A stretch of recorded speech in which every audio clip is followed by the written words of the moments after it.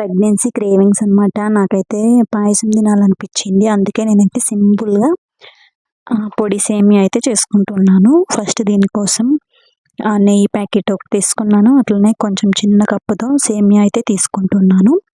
నేను ఒక్కదాన్నే ఉన్నాను. ఇంక అందుకని నా కోసమని నేను చేసుకుంటున్నాను. మళ్ళీ అది చల్లగా అయిపోతే బాగుండదు.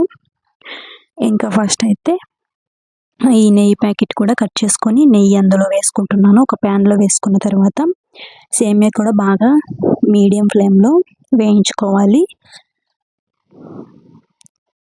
వేయించుకున్న తర్వాత నేనైతే నెయ్యి ఫ్లేవర్ అనేది చాలా బాగుంటుంది కదా! నాకైతే చాలా ఫేవరెట్ అయిపోయింది. నాకు ముందు అస్సలు నెయ్యి అనేది నచ్చేది కాదు. ఇప్పుడైతే ఇంకా ఈ బెల్లం వేద్దాం అనుకున్నా, కానీ ఇది అయితే ఎక్కువ ప్రాసెస్ అయిపోతుంది. దీన్ని పగలగొట్టి మళ్ళీ అంటే వడగట్టాలి కదా! అందుకని ఇంకా దాని బదులు షుగర్ అయితే కొంచెం వేసుకుంటున్నాను. తక్కువగానే వేస్తున్నాను. ఇంకా షుగర్ అయితే వేసి కొంచెం బాగా ఉడికిన తర్వాత సేమియా లాస్ట్‌లో షుగర్ వేసుకోవాలి. నేను ఫస్ట్‌లో వేస్తుంటే అప్పుడు ఉడికేది కాదు సేమియా. అందుకని సేమియా ఉడికిన తర్వాత వేసుకోవాలి. అట్లనే కొంచెం ఇలాచీ కూడా వేసుకోవాలి. 2 దంచి వేసుకున్నాను. పాయసం అయితే రెడీ అయిపోయింది. నేనైతే తినేస్తున్నాను. ఇంకా కొంచెం అయితే పాప కోసం కూడా పక్కన పెట్టాను. నాకైతే చాలా ఇష్టం పాయసం. సబ్స్క్రైబ్